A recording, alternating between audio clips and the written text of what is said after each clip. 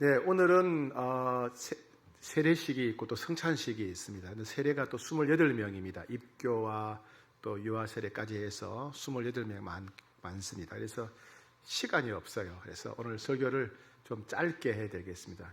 서론과 결론만 하면 될 것 같아요. 나머지 부분은 1부 예배, 2부 예배 영상을 참고하시면 되겠습니다. 엄마가 집에서 청소를 합니다. 그러자 5살 된 딸이 함께 났습니다. 엄마, 내가 청소할게요. 그리고 엄마 빗자루를 딸에게 줍니다. 딸은 여기저기 청소하는 신용을 합니다. 엄마가 말하죠. 야, 우리 딸이 청소를 참 잘하네. 집안이 깨끗해졌네. 엄마가 칭찬해 줍니다. 이번에는 아빠가 무거운 소파 의자를 옮깁니다. 4살 된 아들이 아빠를 돕겠다고 났습니다. 아빠가 아들에게 일을 맡깁니다. 아들은 무거운 의자를 번쩍 들어 올립니다. 물론 아들은 의자에 손만 대고 있었을 뿐이고 아빠가 위에서 다 들어주고 옮겨주는 것입니다. 우리 아들 힘이 장사네. 우리 아들 덕분에 아빠가 힘이 덜 들었네. 아빠가 칭찬을 해줍니다. 여러분, 하나님은 우리에게 아빠와 같고 엄마와 같은 분입니다. 우리가 무슨 일을 하든지 우리와 함께 하시고 우리가 도움을 요청하기만 하면 늘 우리를 도와주십니다. 그래서 하나님 아빠와 하나님 엄마와 우리가 함께 하게 되면 일을 더 쉽게 할 수 있고 재미있게 할 수 있고 행복하게 할 수 있습니다. 그러나 하나님 없이 내 혼자 힘으로 하려고 하면 모든 것이 힘들고 불안하고 두렵고 짜증이 나기 마련입니다. 그러니 우리 삶 속에는 하나님을 만나는 것이 가장 중요합니다. 하나님을 만나서 하나님과 함께 살아가고 하나님께 의지하며 하나님을 의지하며 살아가는 것이 가장 복됩니다. 오늘 하나님을 만나는 것이 중요하다는 말씀입니다. 오늘 본문 말씀 1절, 2절 우리 같이 한번 읽겠습니다. 먼저 1절 앞부분입니다. 너는 청년의 때에 너의 창조주를 기억하라. 여기까지 하겠습니다. 하나님은 창조주십니다. 온 세상 우주 만물을 만드신 분이고요. 사람도 만드신 분입니다. 그래서 사람이 왜 태어났는지, 무엇을 위해 살아가야 될지, 또 우리 삶에 무엇이 가치 있고 의미가 있는지, 어떻게 해야 행복할 수 있는지 아시는 유일한 분이 바로 하나님이십니다. 그래서 우리는 어떤 상황, 어떤 형편에 있든지 하나님을 만나야 돼요.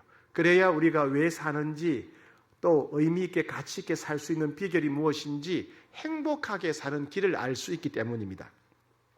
그런데 청년의 때에 하나님을 만나라고 했습니다. 이 청년의 때라고 하는 것은 인생의 황금기 때, 힘이 넘칠 때, 무엇이든지 할 수 있다고 생각할 때도 하나님을 만나는 것이 가장 급하고 중요하다는 뜻입니다.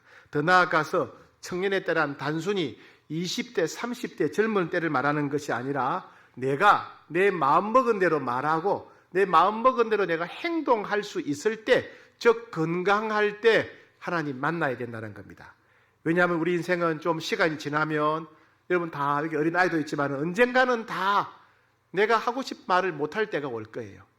내가 하고 싶은 행동 마음대로 못할 때가 올 겁니다. 그죠?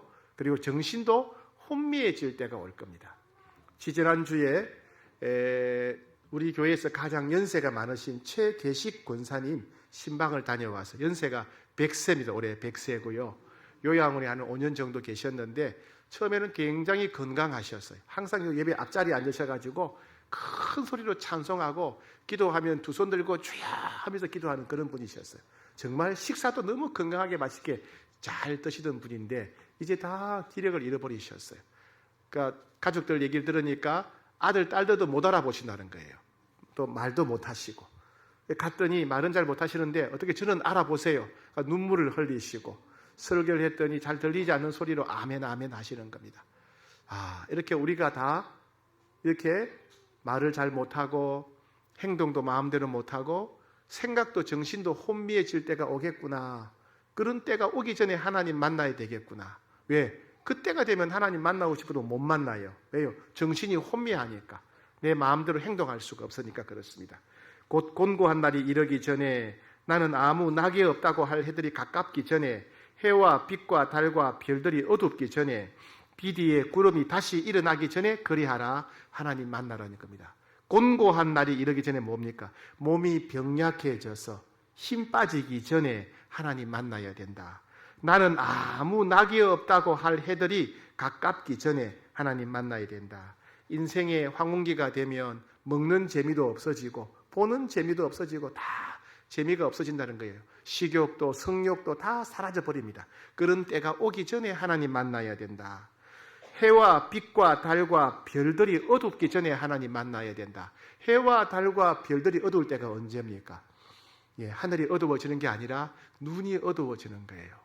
눈이 어두워지고 귀가 어두워져서 앞이 잘 보이지 않고 귀에 잘 들리지 않는 그 때가 오기 전에 하나님 만나야 된다.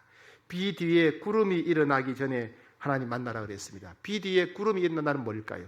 비가 왔는데 그 다음에 개여야 되는데 또 구름이 있는데 또 비가 온다는 이야기예요. 허리와 무릎이 아파서 병원에 가서 입원했는데 당뇨와 고혈압이 발견되었어요. 당뇨와 고혈압을 치료하는 중에 심장병이 왔어요. 심장병 치료하는 중에 암이 발생해요. 암이 생겼는데 또 코로나 확진되었네. 이런 것이 비 뒤에 구름이 다시 일어나는 일. 내 몸, 내 인생, 내 마음대로 할 수 없을 때가 올 때, 그때가 오기 전에 하나님 만나야 된다. 하나님 만나는 것이 가장 급하고 중요하다. 그런 말씀입니다. 2년 전에 미국에서 있었던 아주 끔찍한 사고 뉴스를 여러분 아마 TV를 통해서 보신 적이 있을 겁니다.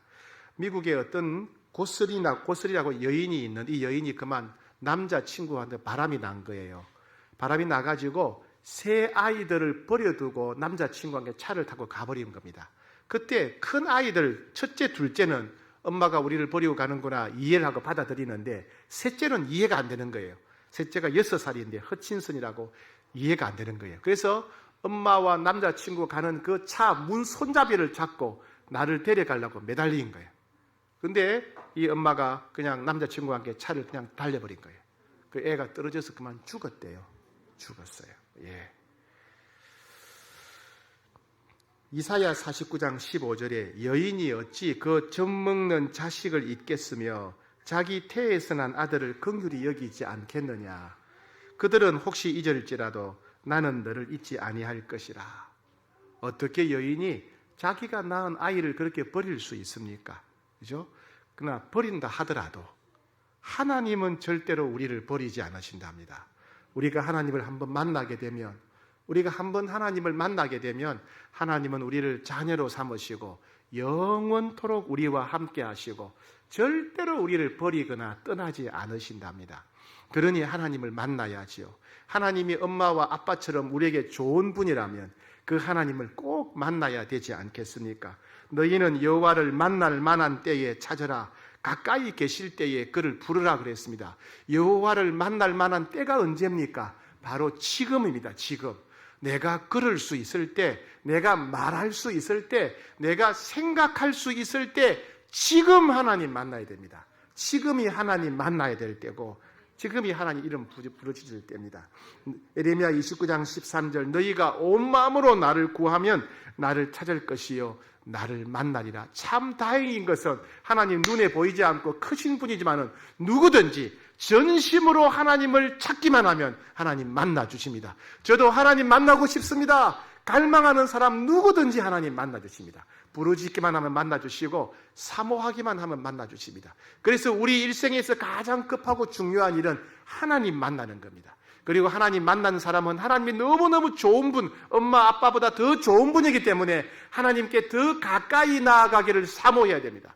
하나님을 더 깊이 만나기를 갈망해야 돼요. 그리고 하나님과 더 친밀하게 동행하기를 구해야 됩니다.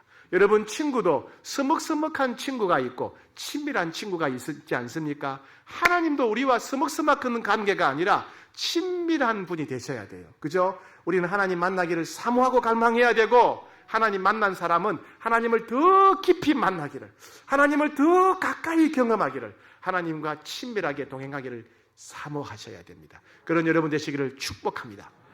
그러나 우리 주변에 아직도 이 하나님을 모르고 살아가는 사람들이 많지요. 우리 가족들, 친구들, 친척들, 이웃들, 직장 동료 중에는 그런 분들이 많습니다. 이런 분들에게 하나님을 소개하는 일은 그들의 인생에 너무 급하고 중요한 일입니다. 다음 주는 성탄절이지만은 우리 이웃들을 초청해서 성탄절의 의미를 설명하면서 복음을 전하려고 합니다. 그래서 우리의 친구들, 또 직장 동료들, 가족들, 또 오이쿠스들, 지난 코로나 때문에 한 분도 못 나오신 분들 우리가 꼭 초청해야 되겠습니다. 왜요? 그 시간이 다음 주 25일 예배 시간이 그들에게는 너무나 중요하기 때문에 그렇습니다.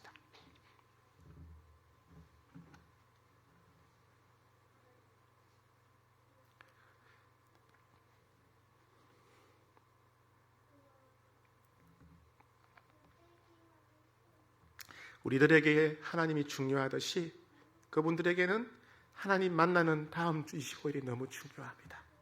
그래서 힘을 다해서 기도하고 하나님의 지혜를 구하면서 그분들을 초청해야 되겠습니다.